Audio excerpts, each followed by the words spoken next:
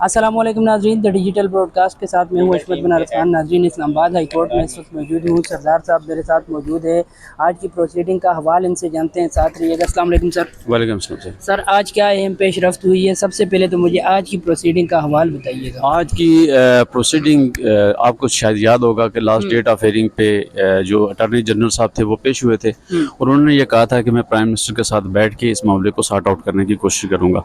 तो आज उम्मीद थी कि मतलब शायद इसका कोई मामला सॉर्ट आउट हो जाएगा, लेकिन आज भी वो हमेशा जिस तरह ला तो लैल से काम लेते हैं, आज भी लिया और फिर अल्टीमेटली कोई ऑप्शन नहीं था। डॉक्टर बाबर रावल साहब के पास उन्होंने फिर और जज साहब के पास फिर आर्गूमेंट्स हुए और बड़े डिटेल आर्गूमेंट्स हुए कि इस तरह की पोजीशन आ जाए तो लॉ क्या कहता है। एक एक चीज़ को, एक एक पॉइंट को डिस्कस किया गया। तो उसके हवाले से बड़े अच्छे तरीके से डॉक्टर साहब ने उसको कोर्ट को असिस्ट किया। असिस्ट करने के बाद मीनवाइल बीच में प्रोसीडिंग के दौरान एक एसपी साहब जो आए हुए थे पंजाब से, उन्होंने अपनी एक रिपोर्ट सबमिट की। जज साहब ने उनकी तरफ मुखातब होकर कहा जी कि आप कुछ कहना चाहते हैं, तो उन्होंने कहा जी मैंने ये रिपोर्ट में सब कुछ लिख दिया है। लेकिन उसके बावजूद जज साहब ने कहा जी कि आप ज़बानी बता दें, रिपोर्ट में बाद में गो थ्रू कर लूँगा। ज़बानी जो उसने बताई कि जो हमारे पास जो फुटेजेस आई हैं उसको हमने फ्रांसिक के लिए भी भेजा है, नादरा को भी भेजा है, लेकिन आइडेंटिफाई नहीं हो रहा है कि ये कौन से लोग थे जो अब्डक्टी थे। और अगर वो नहीं हो रहा है तो इसका मतलब है उनका जी सेफ सिटी जो कैमराज हैं उसमें भी वो जो गाड़ियाँ हैं उन गाड़ियों की भी सही तरीके से फुटेजेस नहीं समझ आ रही हैं और हमने बहुत कोशिश की है। तो जज साहब ने उनसे माजरती की है कि आप बिल्कुल सिर्फ एक यानी सिर्फ मुंह हिलाने वाली बात है कि आप यहाँ पर लिप्स हिला देते हैं, बाकी आप प्रैक्टिकली आपने कोई काम नहीं किया है। बेसिक के तौर पर कानून ये है कि जब आप किसी बंदे को अरेस्ट कर लेते हैं, अगर कोई एफआईआर आपने दर्ज कर लिया है तो एफआईआर को विद इन 14 डेज आपने चलान सबमिट करना होता है। और अगर 14 दिन में अगर आप कोई कार्रवाई ना करें, अगर कोई बंदा आपको अगवा का नाम मिले या कोई बंदा जो डिटेन्यू है वो अगर ना मिले, तो फिर आप उसको प्रोसीड करते हैं। आप इंटरम एक रिपोर्ट सबमिट करते हैं मजिस्ट्रेट के पास। कोई ज़िम्नी, कोई किसी किस्म की कोई एक चीज़ भी नहीं लिखी गई थी, ना कोई इस तरह की प्रोसीडिंग थी। ये केस चूँकि आपको पता है तकरीबन 3 माह पहले का है ये केस। लाहौर में भी इसकी प्रोसीडिंग हुई है, वहाँ भी एक रिपोर्ट सबमिट की है। वो रिपोर्ट इस रिपोर्ट में इंटायरली डिफरेंट थी। वहाँ भी उन्होंने कहा जियो फेंसिंग की है, यहाँ भी कह रहे हैं जियो फेंसिंग करेंगे, लेकिन स्टिल वेटिंग है ये सारी रिपोर्ट्स। तो अभी तक कोर्ट के पास कोई इस तरह की चीज़ नहीं आई है। तो अल्टीमेटली फिर जज साहब ने कहा कि आज मैं एक स्पीकिंग ऑर्डर पास करूं और इस स्पीकिंग ऑर्डर के बाद इसके बाद चूँकि आजकल यहाँ पर इस्लामाबाद में छुट्टियाँ हैं तो आज लास्ट डे था जज साहब का। तो अब जो नेक्स्ट बेंच होगा वो मंगल के लिए उन्होंने कहा जी कि मैं उसमें भेजता हूँ, लेकिन ये बड़ा इंपॉर्टेंट ऑर्डर होगा जो आज का होगा। ये ऑर्डर पढ़ के फिर बहुत सारी चीज़ें क्लियर होंगी कि जज साहब ने किस तरफ डायरेक्शन दी है। लेकिन वहाँ पर वो चीफ एग्जीक्यूटिव जो हमारे हैं शहबाज शरीफ साहब, उनके मतलब भी कुछ बात की है उन्होंने, मे भी शायद कोई ऑर्डर में भी कोई इस तरह की बात है। सर, बकौले आपके कि 3 महीने हो गए हैं और मुसलसल केस ताख़ीर का शिकार है। सर, ख़त्मी फैसला कब तक मुमकिन हो पाएगा? देखें, आपकी जो हैवियस कॉर्पस की जो रिट्स होती हैं, इसमें आपका ये केस उसी वक्त फारुग होता है जिस वक्त आप जो अगवा हुआ बंदा वो वापस आ जाए। तो तब अभी तक तो वो स्टिल अब्डक्टीज के पास से हैं और अभी तक वो वापस नहीं आए।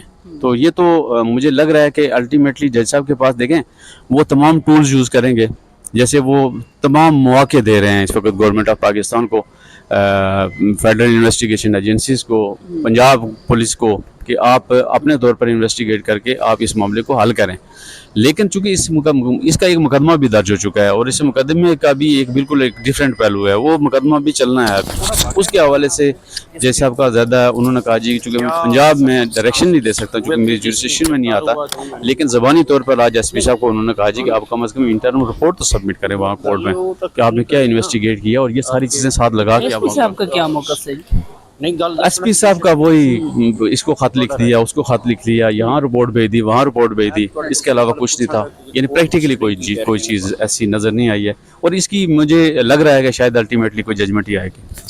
सर, जलसे के हवाले से पॉइंट दीजिएगा। सर, जलसा नहीं कर पा रहे, अरसा दराज हो गया, मुसलसल कोशिशें कर रहे हैं और ताबड़तोड़ कोशिशें कर रहे हैं। मरवत साहब फिर भी निकले, लेकिन मौजूदा लीडरशिप से आपके सपोर्ट बड़े नालायक, क्या वजह समझते हैं? अच्छा, ये कल चूँकि जलसे के हवाले से बहुत सारे लोगों को ज़रा मायूसी भी हुई है। उसकी वजह यह है कि आपको देखें सिंध से काफ़िले आ रहे थे, बलूचिस्तान से आ रहे थे, पंजाब से आ रहे थे।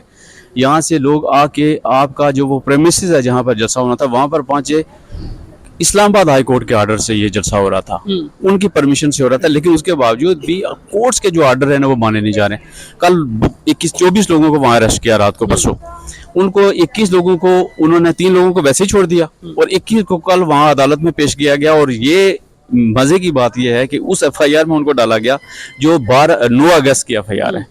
یعنی وہ ایف آئی آر بیسکلی طور پر, چونکہ میں اس ایف آئی آر میں بھی وکیل ہوں, یہ جو 11 لوگ تھے ان کی میں نے بیل پری ارسٹ فائل کی ہے, تو وہ بالکل انٹائر ڈفرینٹ ایک وقوع ہوا تھا. وہ وقوع یہ تھا کہ وہاں پر موزہ جود ہے کہ وہاں پر اسلام آباد میں وہاں پر کوئی سڑک نہیں بن رہی تھی, تو وہاں پر عوام علاقہ نے احتجاج کیا. اس احتجاج کی اس میں نون لیگ بھی شامل تھی, پیپلز پارٹی بھی تھی, پی ٹی آئی بھی تھی. لیکن آج کل چونکہ اسلام آباد میں بلدیاتی الیکشن ہو رہے ہیں, تو وہاں کی جو لیڈرشپ ہے انہوں نے یہ کیا کہ بعد میں اس وقوع کی بنیاد پہ پی ٹی آئی کے جتنے بھی چیئرمین اور وائس چیئرمین اور کونسلر کے جتنے امیدوار تھے ان کو نامزد ایف آئی آر کر دیا, اور پی ٹی آئی کے نون لیگ کے لوگوں کو باہر نکال دیا. وہ ابھی تک پینڈنگ تھی کہ مین وائل یہ کل والے جلسے والے جو لوگ اریسٹ ہوئے وہ سارے اس ایف آئی آر میں ڈال دیے.